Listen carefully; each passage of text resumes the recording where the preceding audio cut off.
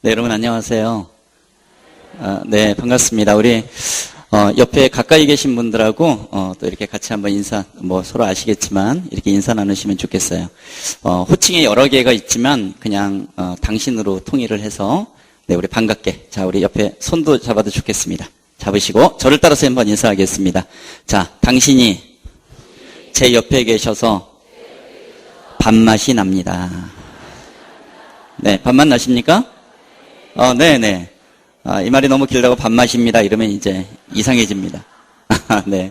자, 여러분 두 손을 제 가슴에 한번 이렇게 얹으시면 좋겠습니다. 예, 저를 따라서 고백하시면 감사하겠습니다. 예수님께서 내 안에 계셔서 살맛이 납니다. 네, 그렇습니까? 네, 제가 잠깐 한 번 더 기도하겠습니다. 사랑의 주님, 11월 첫째 주 귀한 주일을 또 저희들에게 허락하시고 다음 세대를 위해서 기도하는 우리 성도님들과 우리 선생님들 또 함께 한자리에 모이게 하셔서 감사합니다. 오늘 또 부족한 종을 단위에 세우셨습니다. 성령님의 도구로만 전적으로 사용하여 주시옵소서. 이 자리에 계신 모든 분들이 도전과 감동과 결단과 회복의 시간이 될 수 있도록 이 시간을 축복하여 주옵소서. 감사합니다. 예수님의 이름으로 기도드리옵나이다. 아멘. 네, 여러분 반갑습니다. 지금 저를 우리 정 목사님의 소개를 너무 잘해 주셨어요. 너무 감사드리고요. 저는 현직 선생님입니다. 중고등학교 아이들이 너무 좋아서 25년 동안 지금 학교에서 아이들을 가르치고 있고요. 네, 국어를 가르치고 있어요. 네, 그리고 한 8년 전에 그 야간 신대원을 해서요.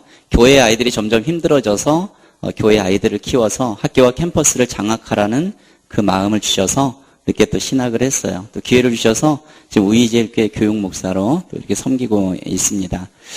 그런데 오늘 저는 여러분들과 이렇게 하나님 안에서 기쁜 만남을 갖고 있지만 1989년도에 이제 선생님이 됐는데요. 그때 저는 신앙이 전혀 없는 그런 선생님이었어요. 선생님들은 보통 그런 얘기 하잖아요. 나만큼 잘 가르치는 사람이 있으면 나와보라고 해. 그리고 나처럼 아이들을 사랑하는 선생님이 있으면 나와보라고 해. 막 그러잖아요. 저도 그러한 마음을 가지고 교직 생활을 시작했어요. 그런데 그 학교에 지금의 아내가 되는 여선생님이 이제 등장을 합니다. 영어 교사로 부임해 왔는데 저보다 5살 아래예요.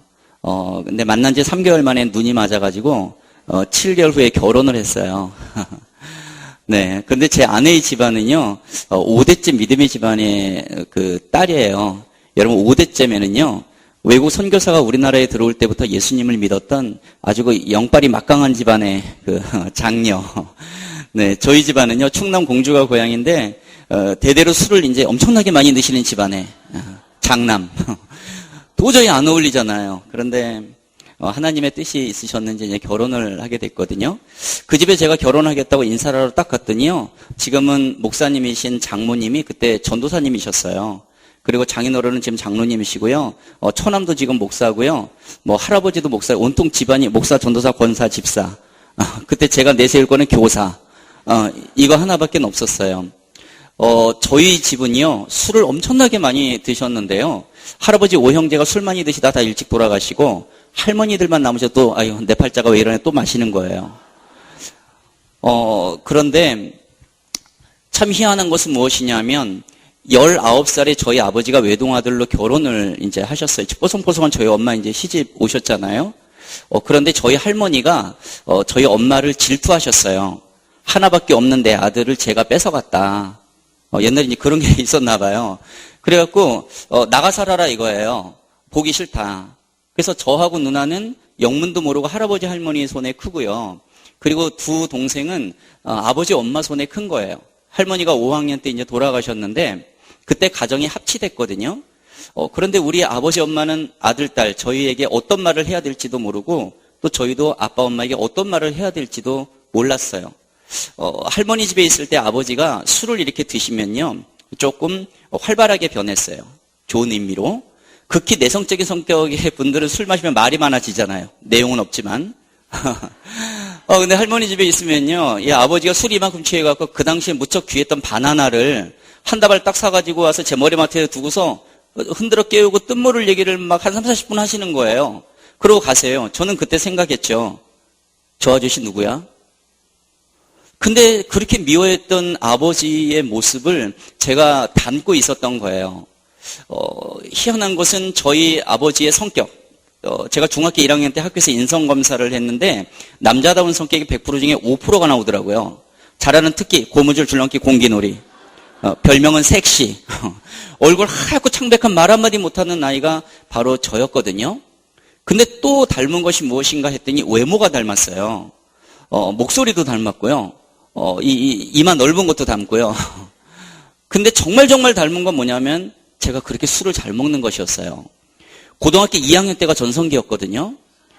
당시에 소주 2병 반을 먹으면요, 아침에 딱 일어나면 정신이 맑아지고 그렇게 기분이 상쾌할 수가 없는 거예요. 저는 생각했어요. 나는 왜 이렇게 술을 잘 먹는 것일까? 나중에 깨달았습니다. 아버지의 영향력이었어요. 아버지는 절대적으로 자녀에게 영향을 미치고 있는데 이것이 좋은 것들만 영향을 미치면 얼마나 좋겠어요. 근데 부끄러운 거 있죠. 숨겨놓은 거 있어요. 요것만큼은 내 자식이 절대로 닮지 않았으면 좋겠는 거, 그런 거를 희한하게 우리의 자녀들은 닮고 있다는 거예요.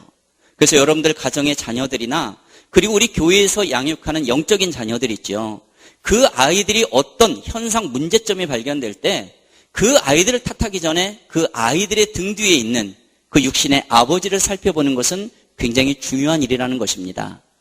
저희 장모님이 전도사님 시절에 하나밖에 없는 사윗감이 인사하러 왔는데 살펴보니까 교회 안 나가죠. 술독에 빠져 살아요. 당장 진보다리 쌓았고 삼각산 기도원에 일주일 금식기도 올라가십니다. 하나님, 어디서 이상한 애가 하나 왔습니다. 이상한 애는 저예요. 이 아이가 제 사위가 맞습니까? 일주일 만에 하나님이 장모님에게 응답 주셨어요.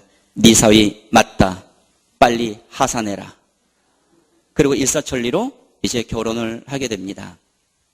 그런데 여러분, 제가 처가와 아내의 권유로 교회를 나가기 시작했지만요, 하나님에 대해서 전혀 모르던 사람이 6일 동안 세상 속에 빠져 살다가 교회에 딱 왔다고 인간이 획가닥 바뀌지 않잖아요. 성령님 만나야 되는 그러한 기회가 있어야 되고요. 그리고 우리 말씀 연구도 하고 훈련도 받아야 되잖아요. 기도도 해야 되고 또 섬김의 모습도 우리가 배워야 되고요. 그죠? 같이 교제할 수 있는 것도 우리가 교회 안에서도 배워야 되잖아요. 저에게는 그러한 과정이 필요했고, 제 아내는 모태신앙에서 이제 못된 신앙, 그 모태요 신앙, 이 모태 신앙들이 가지고 있는 아주 느슨한 그러한 신앙 속에 있을 때 믿지 않는 남편을 만나면서 제 아내는 연단의 길이 시작되었습니다. 저는 6일 동안 술과 세상적인 것에 빠져 살다가 주일에 가서 술 냄새를 풍겨가며 교회 교사를 하는 아주 그러한 시절을 이제 계속하고 있었어요. 여러분 지금 제 말이 빠른가요? 괜찮아요? 근데 지금 저를 너무 똑바로 숨 쉬고 계시는 거죠? 원래 예배를 이렇게 숨소리가 안 들려서요. 지금 제가 갑자기 숨이 멈추신 건 아니죠. 네. 그런 양다리 신앙을 계속하고 오던 중에 지금의 영훈고등학교로 이제 전근을 왔어요. 영훈학교는 제가 나온 모교입니다. 사립학교지만 40회가 넘어가고 제가 7회 졸업생인데 여러분들이 아는 분이 있어요. 제 3년 선배 중에 그 개그맨 중에 김한국 씨라고 여러분 혹시 아세요? 연세가 좀 있으신 분들은 아마 아실 거예요. 네, 저는 저를 가르친 은사님들 20여 명과 후배, 제자들하고 지내니까 너무 좋았던 거예요. 고등학교 1학년 남학생 담임을 맡았는데 첫날 첫 시간에 아이들 자리 배치 다 해줬는데 한 남자아이가 자리에 들어가질 않아요. 그 아이의 이름은 송문석. 너 왜 자리에 안 들어가니? 선생님, 제가 몸이 좀 아파요. 이 아이는 루게릭병을 앓고 있는 아이였고요. 저를 만났을 때 손가락 5가락 중에서 3가락의 세포가 이미 죽어 있었어요. 그 아이의 허벅지는 우리의 팔뚝 정도로 이미 가늘어져 있었습니다. 여러분, 저는요, 아이들에게 정말 자신만만했거든요. 늦게 오는 애, 조퇴하는 애, 술 마시고 성관계 갖고, 중독에, 이런 애들 있잖아요. 쫓아다니면서 격려하고, 그리고 다 살려낼 수 있다고 생각을 했어요. 그런데 19을 못 넘기고 죽는다는 시한부 인생을 사는 애가 제 앞에 있을 때는요, 유능한 교사라는 이름으로 할 수 있는 게 아무것도 없는 거예요. 그러니까 이 자존심 있잖아요. 그때 믿음이 없으니까. 제 자존심이 허락하지를 않는 거예요. 그래서 어떻게 해요? 맨날 울었죠.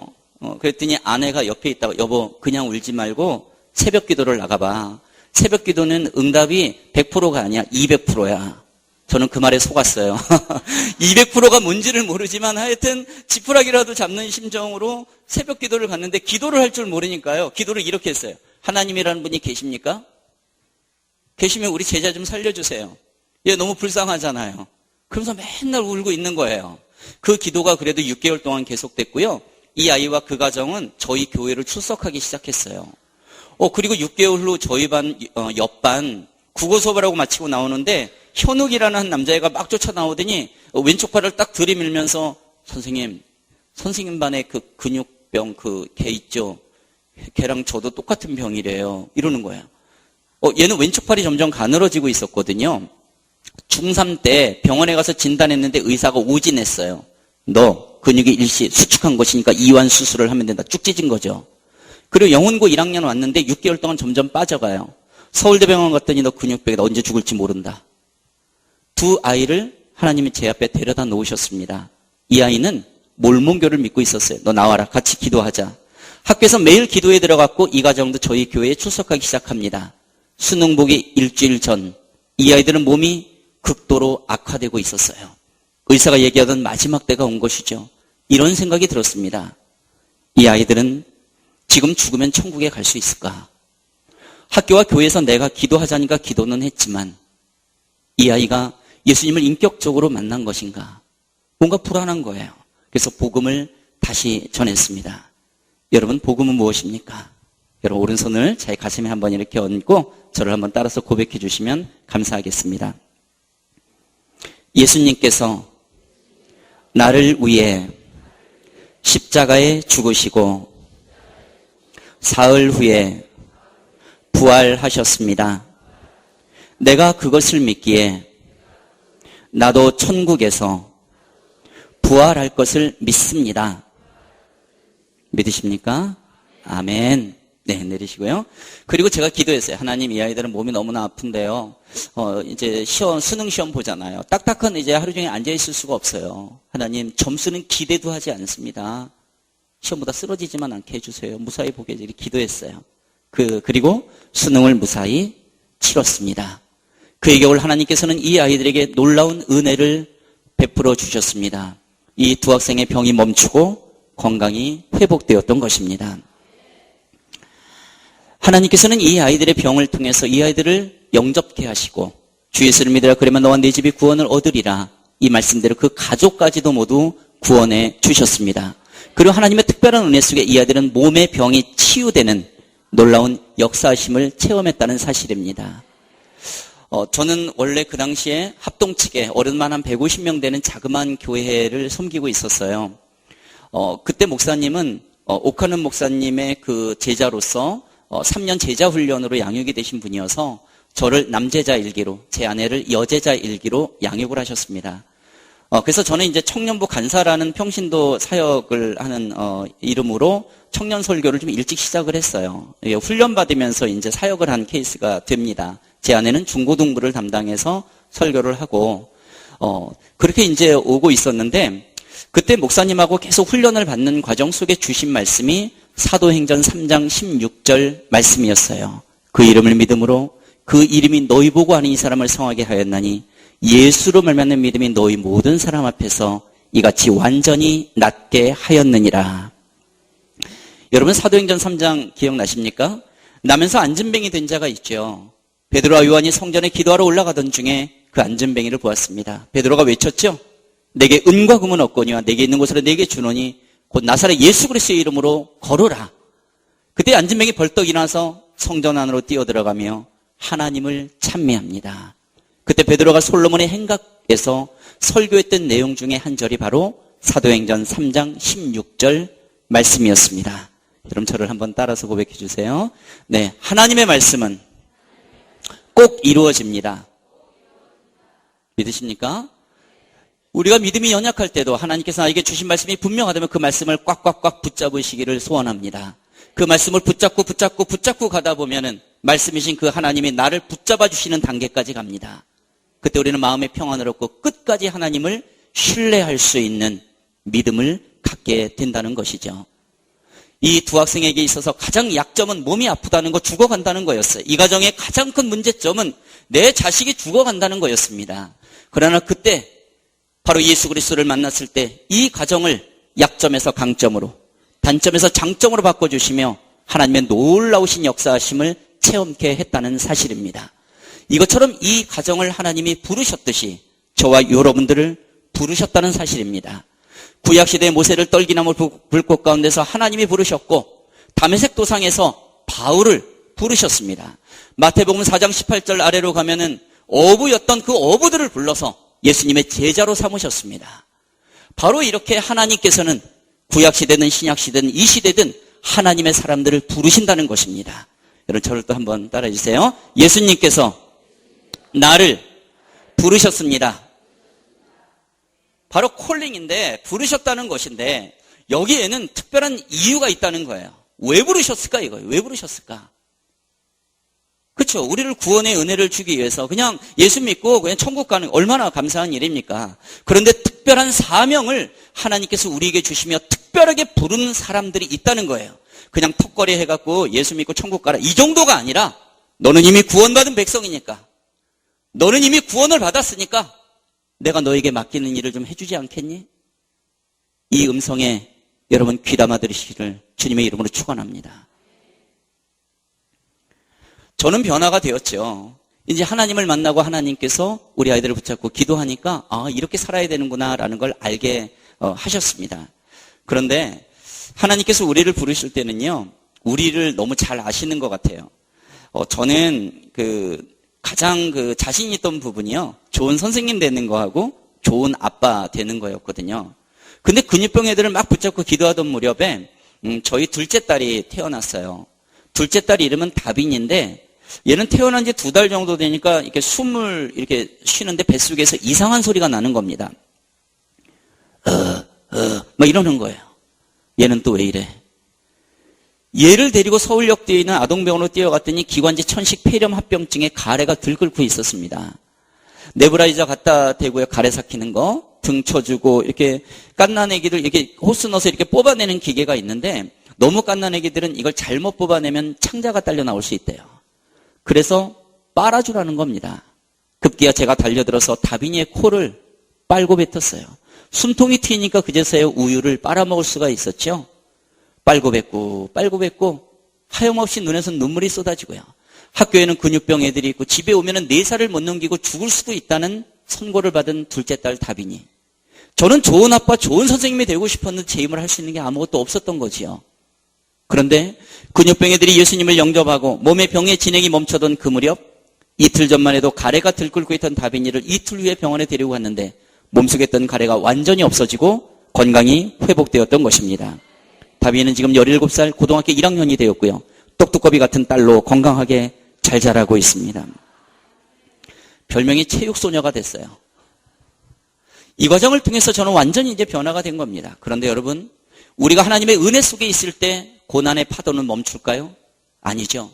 세상의 고난의 파도는 항상 넘실거립니다. 베드로가 물 위를 걸었을 때 그 파도는 그대로 존재했다는 거죠. 다만 예수 그리스도를 보았을 때 물 위를 걷는 기적의 주인공이 되었다는 거예요. 저도 은혜 체험을 했을 때 또 어려운 일이 발생했습니다. 학교에서 저에게 모래하게 구는 학생이 하나 있어서 상훈아 너 오늘 왜 이렇게 틱틱거리고 왜 그러니? 하고 등을 탁 치는데 얘가 피하다 귀를 맞아 고막이 터져버렸습니다. 하루아침에 폭력교사로 전락했고 저는 선생님들의 그 수련회에 참여를 해서 한 가지만 놓고 부르짖었습니다. 하나님, 제가 폭력교사가 됐습니다. 제가 아이들을 너무나 사랑하는데 제가 다시 교단에서 그리고 교회에서 우리의 젊은 아이들을 만나야 된다면 제가 어떻게 해야 되는지 저 좀 알려주세요. 성령의 지혜를 구하는 자에게 하나님은 지혜를 주십니다. 하나님의 마음은 이것이었습니다. 네가 정말로 다음 세대 이 아이들을 위해서 그 영혼을 위해 기도하는 교사가 되고 싶다면 수업을 시작하기 전에 기도해라. 아이들의 문제나 상황을 보고 탓하지 말고 아이들이 다 망가진 것처럼 보인다 하더라도 한 가지 소망을 가지고 끝까지 기도하라. 이것이었습니다. 그런데 여러분, 교회에서는 우리 아이들을 붙잡고 얼마든지 기도할 수 있잖아요. 근데 저희 영훈고등학교는 기독교 학교가 아닙니다. 영적 싸움이 굉장히 심한 학교고요. 상황으로 봐서는 도저히 기도할 수 있는 여건이 안 되는 학교. 믿지 않는 이사장님의 사택이 학교 안에 있는 학교예요. 그런데 하나님께서 그 안에서 수업 전에 기도하래요. 우리가 살아갈 때 세상의 그 여건과 상황을 봤을 때는 도저히 불가능합니다. 그런데 하나님께서 하라고 하실 때가 있어요. 그래서 우리에게는 선택과 결단이 필요하죠. 세상의 많은 소음들 속에서 이건 분명히 오늘 나에게 주시는 하나님의 음성이야.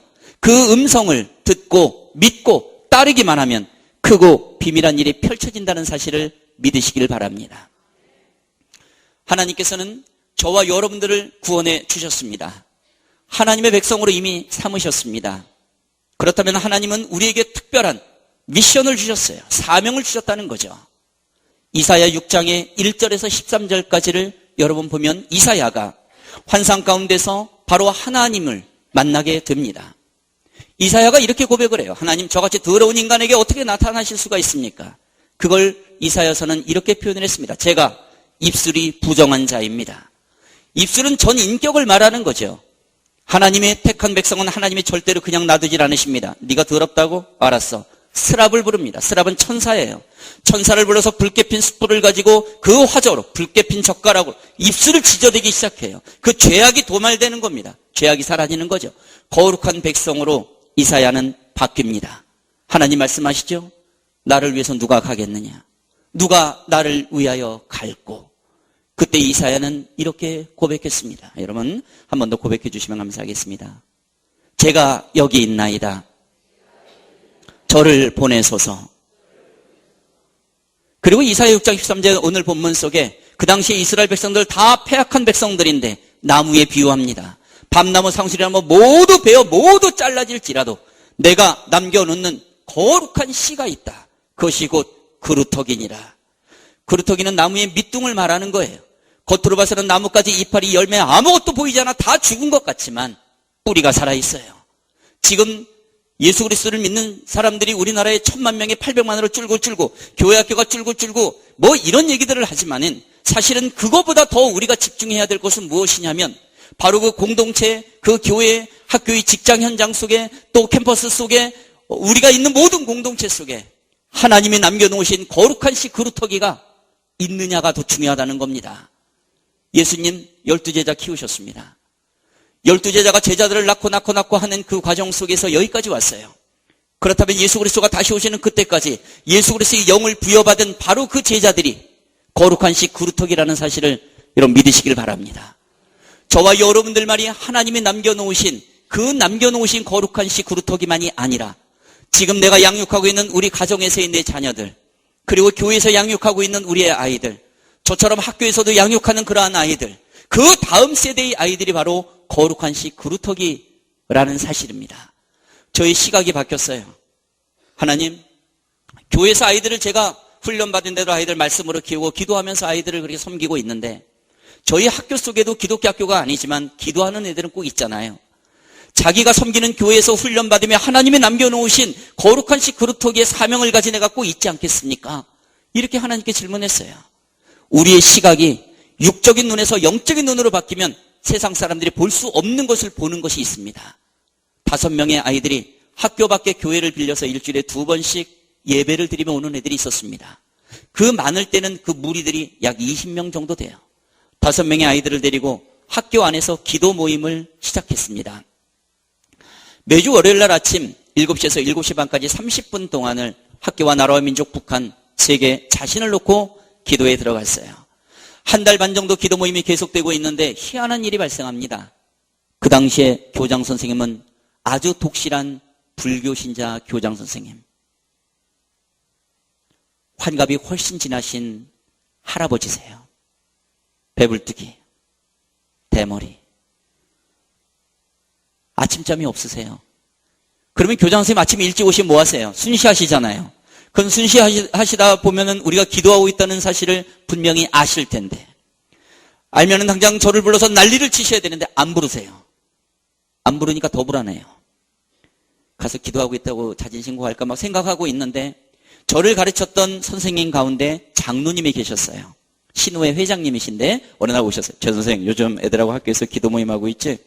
예 선생님, 근데 이상해요. 교장 선생님 다 아실 것 같은데 저 안 부르세요. 다 알고 계셔. 근데 왜 최 선생님 안 부르는 줄 알아? 이런 일이 있었더라고.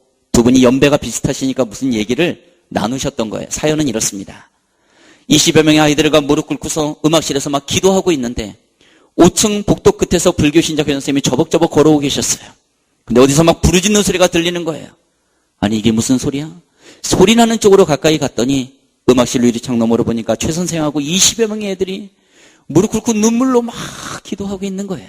아니 이 자식들이 여기가 기독교 학교야? 하고 문고리를 딱 잡고 문을 열려는 바로 그 순간 우리 아이들이 기도하고 있던 바로 그 기도의 제목은 교장 선생님을 위해서 기도하고 있었습니다.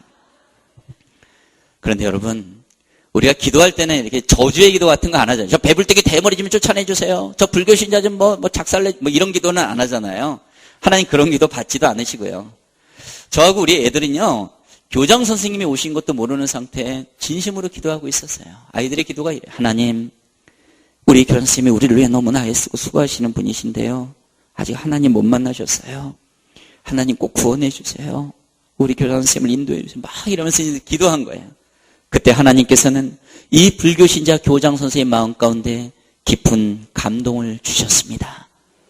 세상에 이렇게 일찍 학교에 와서 나를 위해 기도하는 아이들이 있다니 이건 정말 고마운 일이로구나 하고 문을 살며시 닫고 나가셨다는 사실입니다. 나중에 이 교장 선생님은 예수님을 만나게 되십니다. 그리고 우리를 도와주시는 분으로 변모하게 되십니다. 기도 모임이 계속되었고 점심시간을 뚝 잘라 기도하는 점심 찬양 기도회 매일매일 계속되었고 그리고 성경 공부반이 만들어졌어요.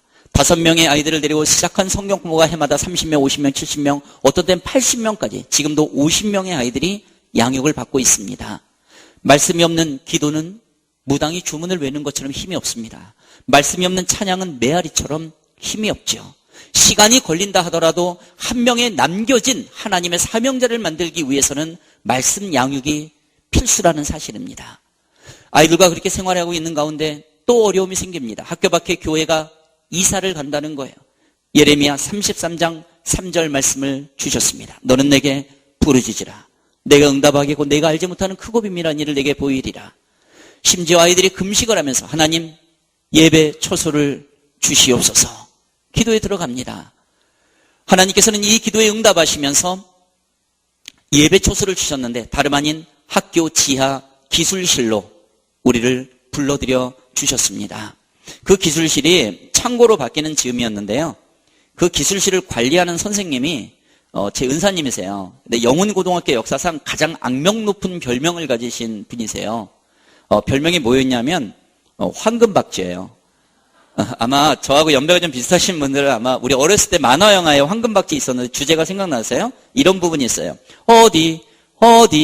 어디에서 나타났나 황금박쥐 딱 이거예요. 이분 어디서 나타났는지 몰라. 학생들은 맨날 강목 몽둥이 들고 나타나서 애들 후드로 패는 그 무시무시한 선생님이거든요.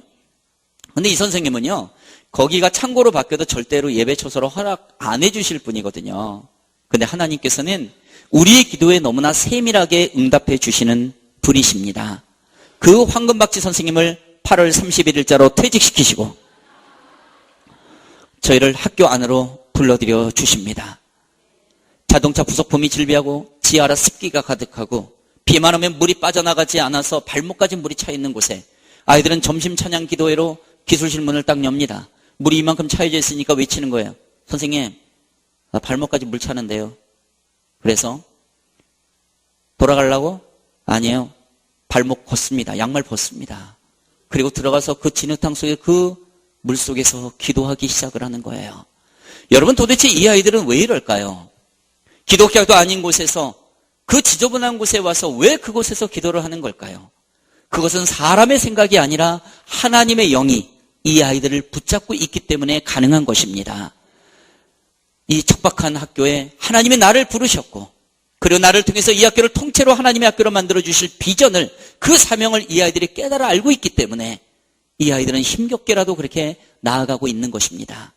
급기야 불교신자 교장 선생님이 축제 때 찬양에 맞춰 춤을 추는 대역사가 일어납니다. 학교 바깥에 왕도집이라는 술집을 기도 가운데 접수하게 하시고 거기를 청소년 센터로 만들게 하셨습니다. 그리고 기독교반만 정식 서클이 되고 고3 기도회 일주일에 100명, 120명씩 음악실로 달려오고 고3 기도회 뿐만 아니라 전교생 순결 서양 예배 아버지 학교 그리고 기도 학부모회 또 기독 동문회 기도회 등등. 외형적으로는 기독교 학교는 아니지만 하나님께서 그 안에 역사하시기 때문에 우리의 어린 아이들을 통하여서 그 학교를 통째로 복음화시켜가는 그 과정 속에 영훈고등학교가 놓여져 있다는 것입니다. 제가 이 말씀을 다 드리려면 제가 쓴 책 16권을 읽으셔야 됩니다. 제가 16권을 썼거든요. 별로 놀라지도 않으십니다. 제가 드리는 말씀의 핵심은 하나님이 남겨놓으신 거룩한 시 그루터기 사명자가 분명히 저와 여러분들인데 저와 여러분들로 끝나지 않고 우리가 양육하는 다음 세대 애들도 하나님이 마음만 먹으면 지금 당장 쓰신다는 사실입니다. 여러분 가만히 생각해 보세요. 우리 아이들은요 지금 이미 세상으로 파송이 되어 있습니다. 교회의 선생님들이 학교 안으로 들어가기가 어렵고 애들이 있는 세상 공동체로 들어가기가 어려워요. 근데 우리 아이들 교회에서 양육하는 아이들 양육받는 애들이 3명, 5명, 7명, 10명이 각각의 학급에 들어가 있다는 거예요.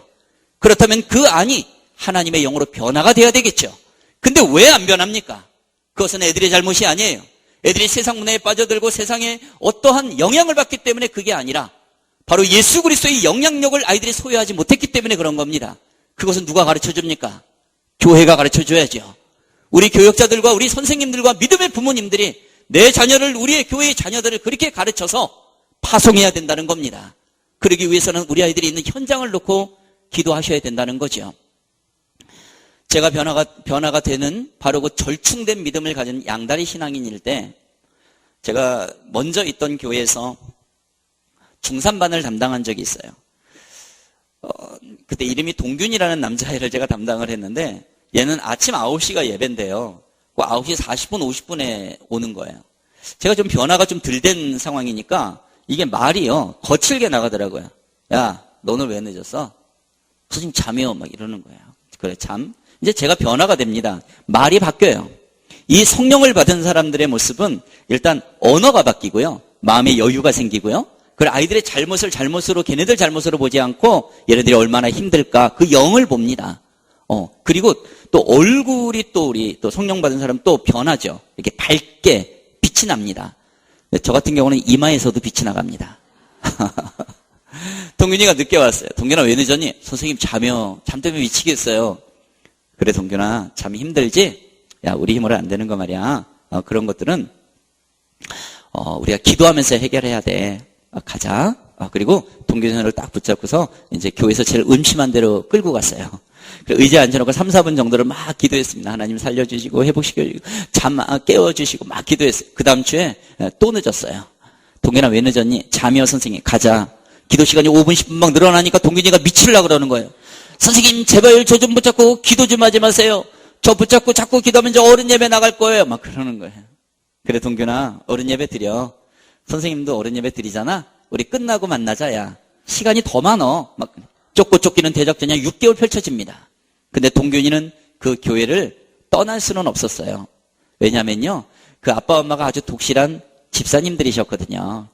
그러면 제가 머리를 딱 굴려서 동균이 윤석은 이렇게 잡으면 되겠다. 이렇게 생각한 게 아니에요. 저는 그 당시에 우리 교회 학교 애들 명단을 다 갖고 있었고요. 영훈고등학교 1,500명 학생들의 명단을 다 갖고 있었어요. 그리고 아침에 일찍 출근해서 큐티를 하고 아이들의 명단을 이름을 부르면서 기도로 준비하고 있었던 거예요. 여러분 저와 여러분들이 세상 속에 이제 나가 있잖아요. 그 세상 속에 나가 있을 때 하나님은요. 마태복음 5장 13절 그 아래에서 말씀하신 것처럼 너희는 세상의 빛이요 세상의 소금이라. 너희들의 착한 행실을 보고 다른 사람들이 하나님께 영광을 올리도록 하라. 우리의 모습 속에서 예수님의 형상이 드러난다는 거거든요. 그러니까 우리가 있는 공동체는요. 바로 나 때문에 행복해져야 맞는 겁니다. 여러분 보세요.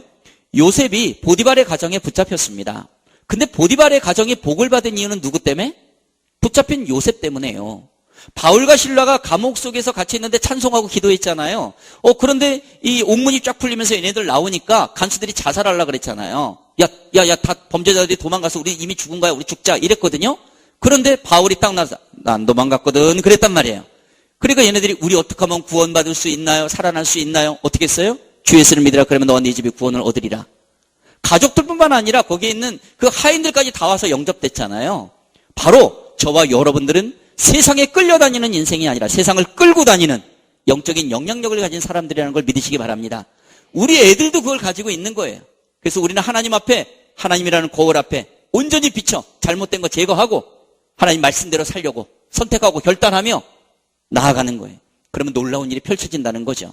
근데 우리가 해야 될 거 한 가지는 뭐냐면 언제 하나님이 힘들고 어려운 영혼들을 우리 앞에 데려날지 모르니까 우리는 기도로 준비하고 있어야 돼요. 내 가족, 친척, 그리고 우리 교회에 좀 연약한 지체들 놓고 항상 그 명단을 가지고 이름 부르면서 준비하고 있는 거예요. 그러한 과정 속에 동균이를 하나님께서 터치하게 만드신 거예요. 우리가 그렇게 기도할 때는 성령님께서 그 대상을 만날 때 어떻게 또는 무엇을 말할지 염려치 않도록 우리의 마음과 입술을 주장해 주신다는 사실입니다. 동균이는 변화되기 시작합니다.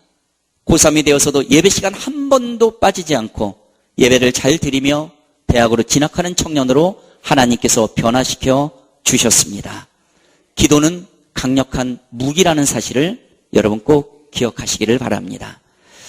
그런데요, 여기 믿음의 부모님들도 그렇지만 우리 선생님들 특히 우리 이제 솔직하게 말씀을 좀 나누면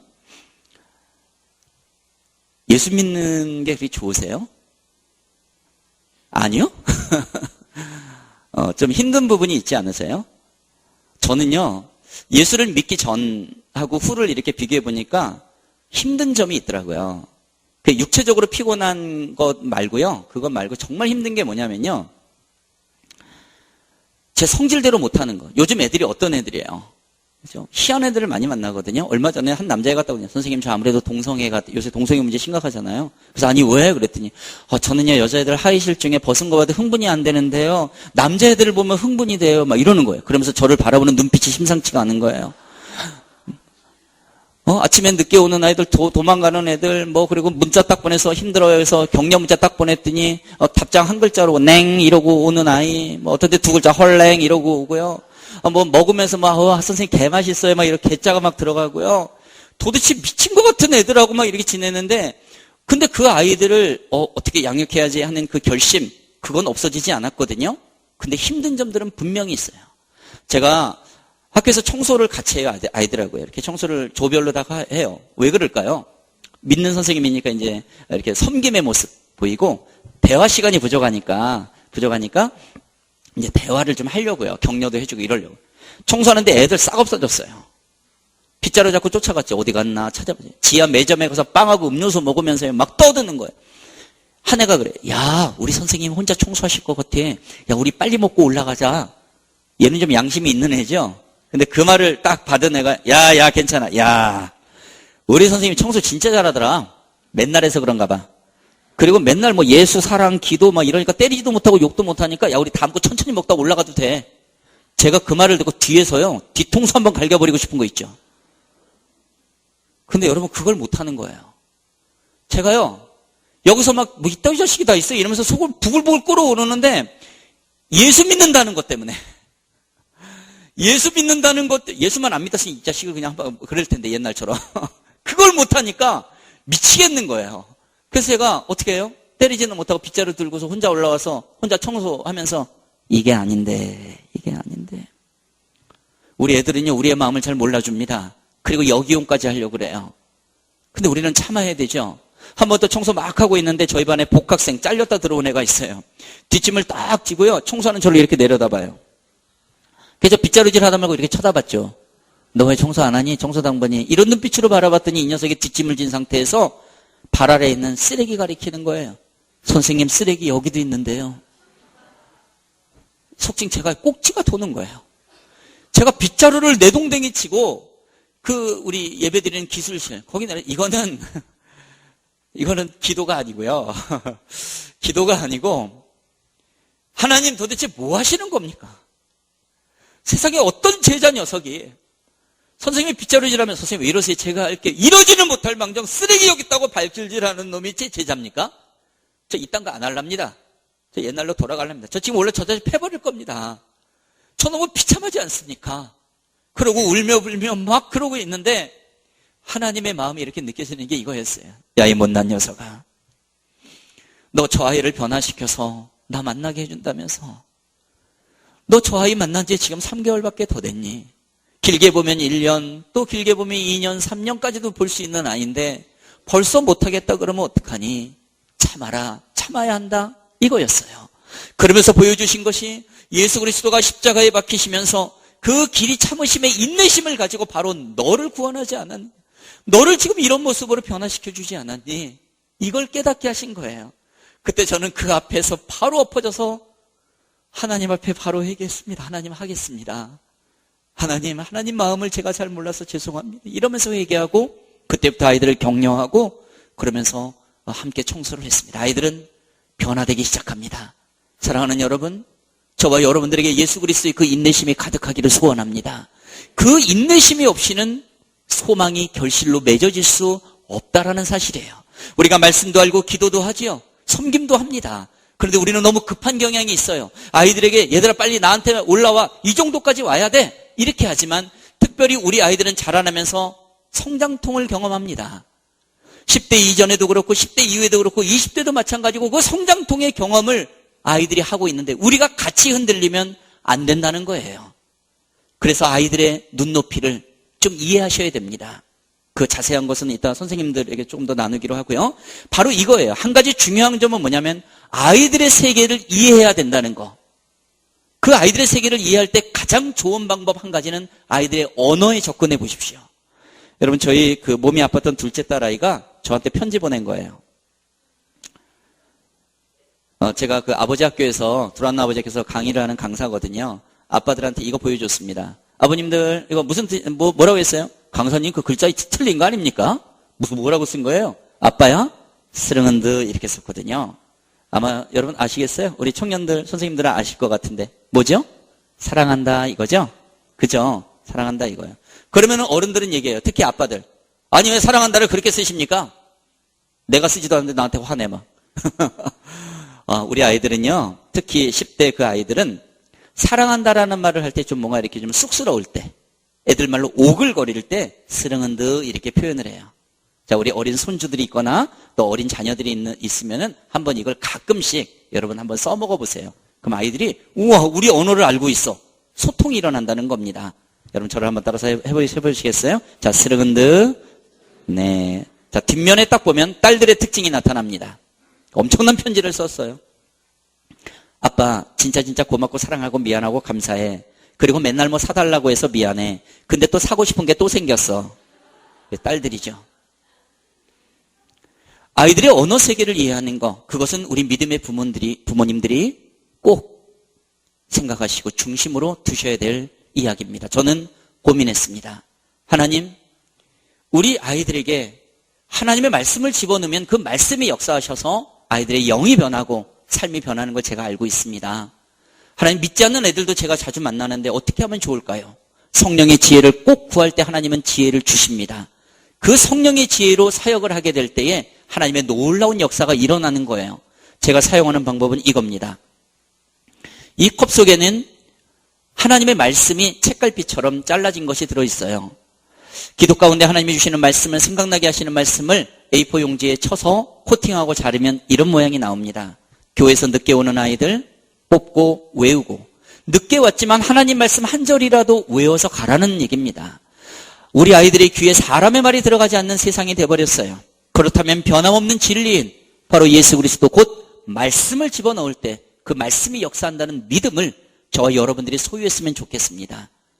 학교에서 쌍욕을 하면서 막 뛰어가는 남자애가 저한테 발각됐으면, 너 이리 와. 선생님 왜요? 너 욕했지? 네, 뽑아.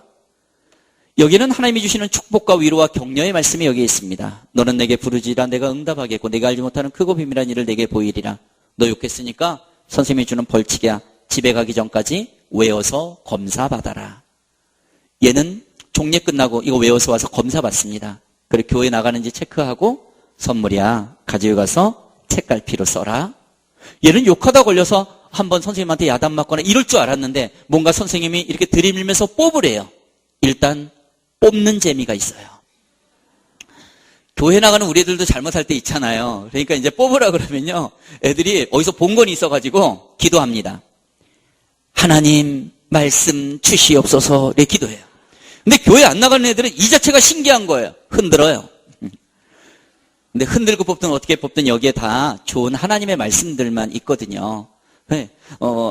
만약에 제가 영적으로 이렇게 삐끗해서 이걸 잘못 만들었다고 생각해 보세요. 근데 애가 이제 이게 딱 뽑았는데 만약에 뭐 나온 말씀이 정령 죽으리라 뭐 이런 거 나오면 이제 큰일 나는 거죠.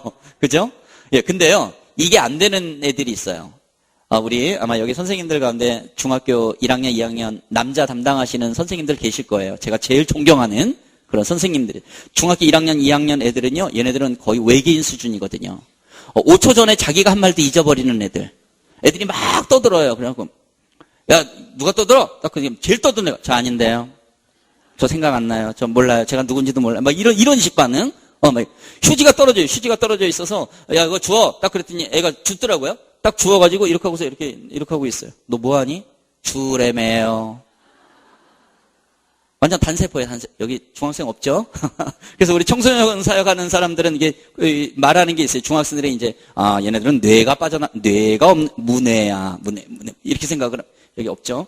그렇게 얘기하는데 그런 아이들이 흔들리고 성장통을 경험하는 그 속에 누구를 만나냐는 굉장히 중요하잖아요. 그때 예수 그리스도를 딱 만나는 그 상황이 접하게 되면은 이 아이들은 흔들릴지언정 완전히 자빠지지 않고 제자리로 돌아오는 오뚜기 신앙의 주인공이 된다는 것을 믿으시기 바랍니다. 바로 그렇게 흔들려서 사춘기 보내던 분들이 여기 있는 형제님들이세요. 다 이렇게 해서 이제 자리 잡은 거죠. 처음부터 올곧게 왔겠습니까? 그죠? 예.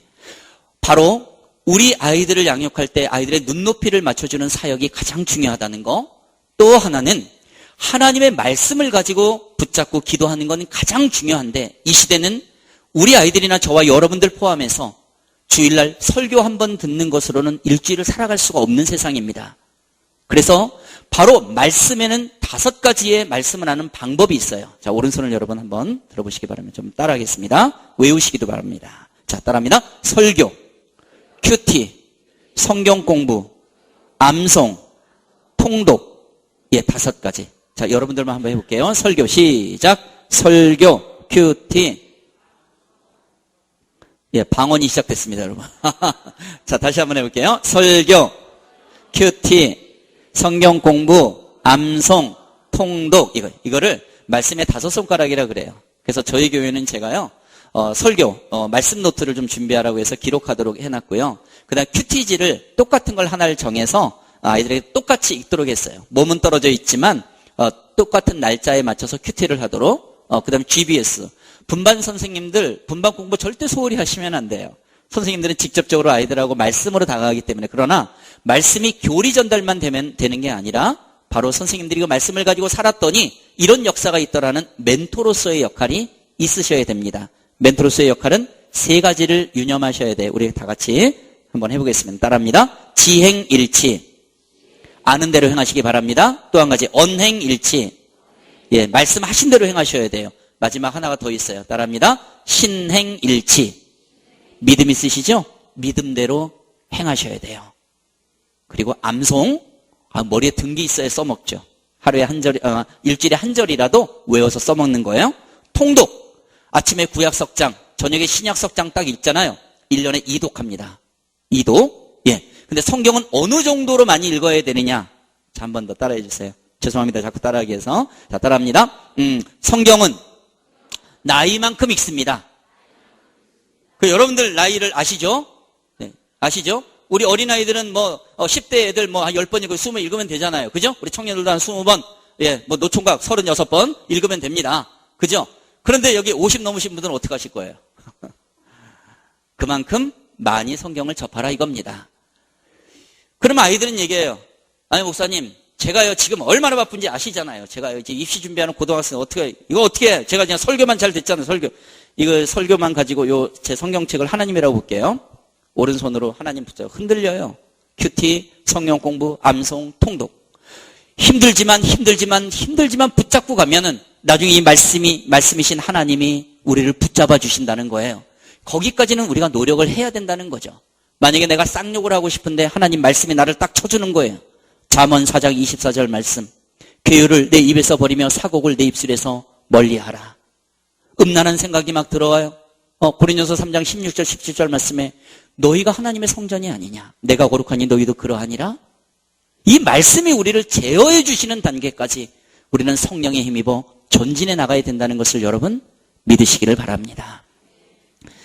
이 말씀이 왜 그렇게 중요하냐면 이 말씀을 가지고 장난치는 적그리스도와 이단 세력들이 저와 여러분들뿐만 아니라 이 땅의 교회뿐만 아니라 세상을 장악해 들어가고 있기 때문에 그렇습니다. 주님이 다시 오시는 그때까지 이 적그리스도는 더욱더 횡행할 것이고 마태복음 24장에 나타나 있는 것처럼 끝까지 견디는 자는 구원을 얻으리라. 이 말씀이 있지만 이 견딘다고 하는 것은 고통 가운데 어쩔 수 없이 견디는 게 아니라 영적으로 싸우라는 겁니다. 대적하라는 거예요. 영의 싸움은 이거는 예수 그리스도의 군사답게 싸워야 된다는 이야기입니다. 그러기 위해서 우리가 말씀을 분명히 알아야 된다는 거예요. 적그리스도와 이단들을 두려워하는 것이 아니라 바로 우리가 예수 그리스도, 그 예수 그리스도 누군지를 분명히 안다면 우리는 분별력이 생겨서 이 이단 세력과 구별되는 인생을 살아갈 수 있다는 것입니다.